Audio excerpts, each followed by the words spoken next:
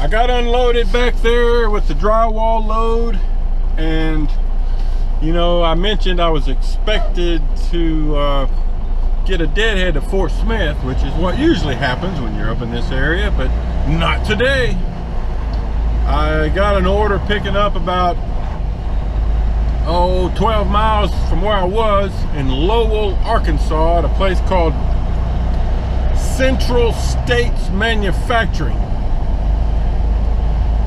I've delivered to there many times. It's been a while, but been there several times, but I've never been there and picked up a load. So this will be kind of a new experience.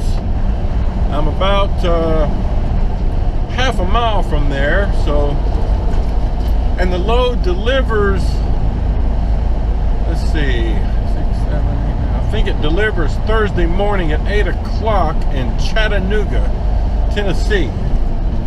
And I'm not sure if it's to a building supplier, or it could be a job site. It didn't even have an address on my work order. It said to CBOL, the bill of lading. So that kind of tells me it might be a job site, which sometimes can be quite troublesome. Woo, we'll see. All right, so my turn in is, I think, this next right up here. I'll try to let you get a peek of this place as I enter, because it's so interesting. All right, this is it. Jane Place is the name of this street.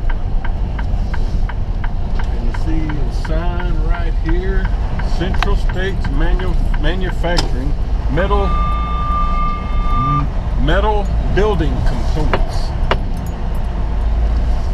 I can already see a Maverick truck down here, probably getting ready to unload. I think the way it works is you stop up here kind of where that forklift is and check in, and then I'm guessing I'll have to drive around to the other end of the building. That's usually where the well, it just depends on what you're carrying. But like I said, I've never picked up, so all right, we'll see. Okay guys, I'm here still at Central States. Got my load pretty much secured. I want to show it to you before I get it tarped. You know, problem is, after I checked in, they had me pull over here and park, and I waited for an hour, maybe more, and then a guy comes over and gives me my paperwork and says, oh, you got a preload right over here. So I could have already been out of here. Anyway, I dropped my other trailer over there and left the straps to replace these over here. Here's a shot of the place. You know, they make a lot of metal building materials, but I've never picked up a load here. Here's what I got, just an assortment of stuff. Can't even see what it all is because it's covered. But you know, I've got belly straps, gut straps over the bottom in like 5 gut straps, and then I got a bunch of straps going over the top, and then I've got to tarp it. So just giving you a look at the load, and that's that. It goes to Chattanooga, Tennessee, which means I'm gonna have to go over that Memphis bridge. Well, the I-40 Memphis bridge is closed, so I'll have to go over the I-55 bridge for the first time since the 40 bridge got closed. So I may have to try to do that early in the morning. Anyway, let me get to work tarping. All right, guys, just leaving shipper here at Central States in Lowell, Arkansas.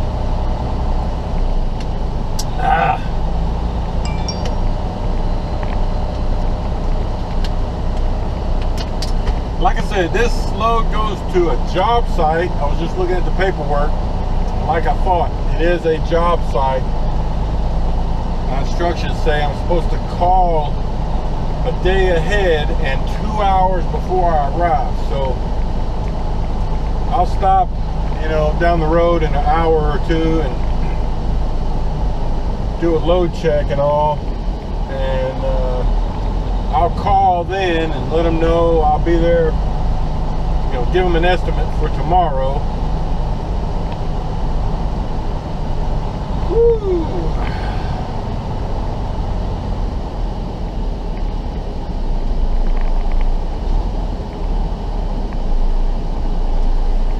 And I think what I'm going to try to do today is get somewhere, you know, within half an hour west of Memphis. You know, I've got a little over 6 hours left on my clock, so that's enough time to get, you know, somewhere over there within an hour or so of Memphis. That way I can get up early and try to get across the Mississippi River into Memphis before traffic gets bad. You know, like I mentioned, the I-40 bridge over the Mississippi River is closed. So, all right, let me get going. Good morning, everybody. Yeah, I woke up early. I've still got about 45 minutes before I can leave, get any more time on my clock, but I've stopped here in West Memphis for the night, and man, when I was here last night trying to get a shower, there was a line in front of me, like eight people waiting, so I gave up and just crashed soon after. But I got up early and went ahead and got a shower. There was no wait for a shower at 3:45 in the morning, so got that out, woke up good and woke up ready to go. But I wanted to take a minute to talk about the questions I've gotten from subscribers on Maverick's 401k. So what I can tell you is that you can begin to contribute to your 401k after 2 months. That's the first point. You can start contributing after you've been with Maverick for 2 months. And then Maverick will match your contribution at 50% of what you contribute, up to $1,500 a year. So to maximize on that, which of course you would want to try to do, because that's the easiest way you can double your money, right? So you would have to contribute $3,000 a year for them to donate the $1,500. So I think that comes out to about $57 or $58 a week.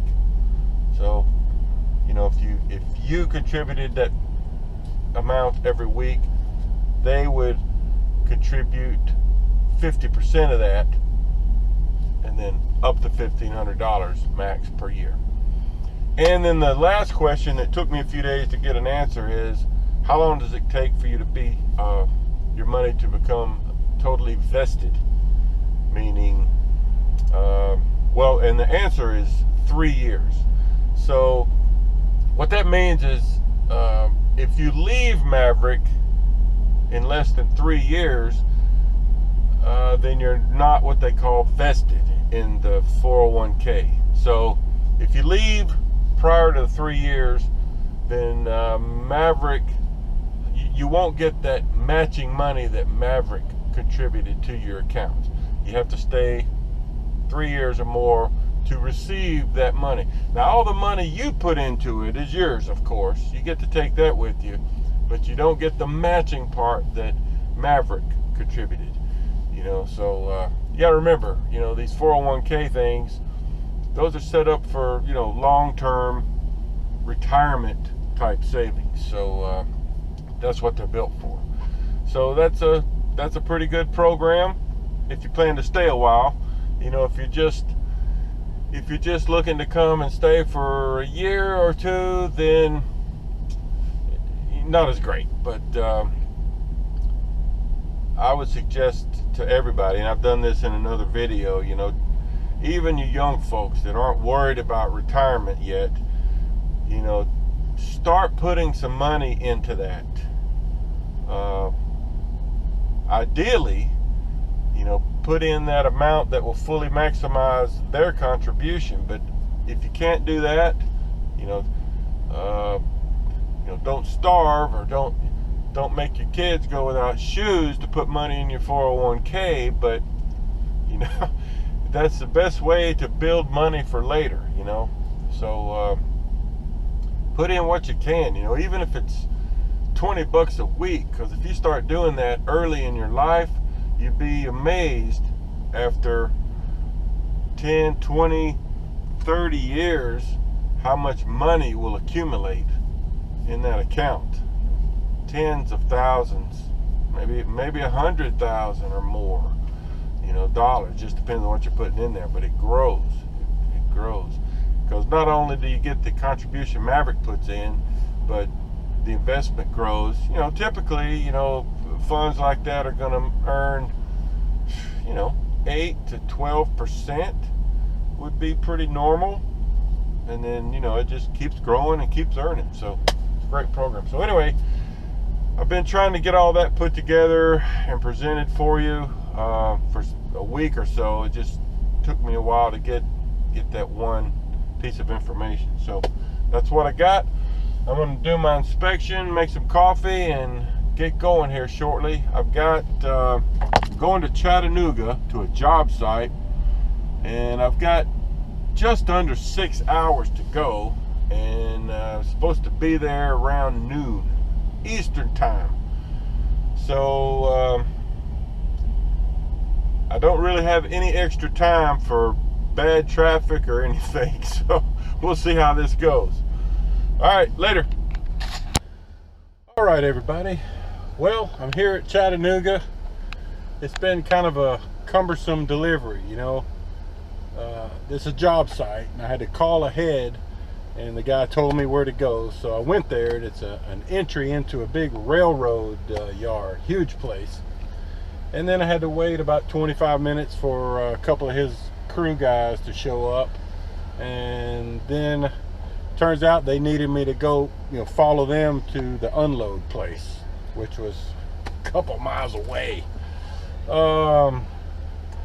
And I lost them in traffic, and I had to pull over. They came back and found me, led me in. But anyway, we're here, and I got a couple of items left on the trailer.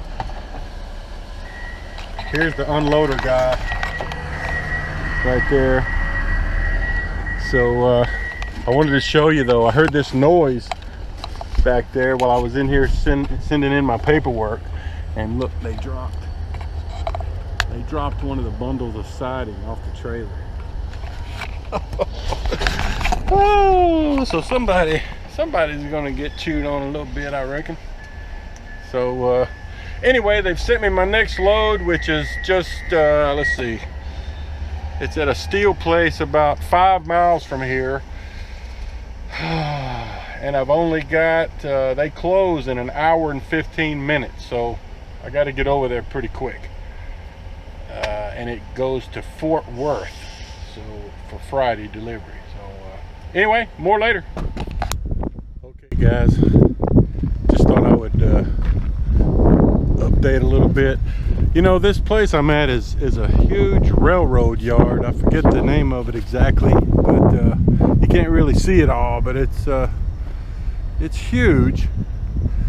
And these guys here that I'm delivering this product to, they're just constructing you know, a couple of little small buildings from the sound of it, like maybe like that, pump stations or something.